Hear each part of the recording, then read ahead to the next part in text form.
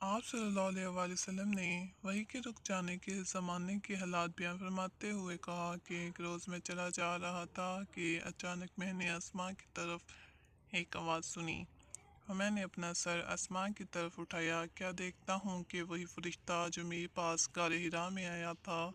وہ آسمان اور زمین کے بیچ ایک کرسی پر بیٹھا ہوا ہے۔ میں اس سے ڈر گیا اور گھر آنے پر میں نے پھر کمبل اوڑھنے کی خواہش ظاہر کی۔ اسی وقت اللہ پاک کی طرف سے یہ آیات نازل ہوئی، اے لحاف اوڑھ کر لیٹنے والے، اٹھ کھڑا ہو، لوگوں کو عذاب الہی سے ڈرا اور اپنے رب کی بڑائی بیان کر، اور اپنے کپڑوں کو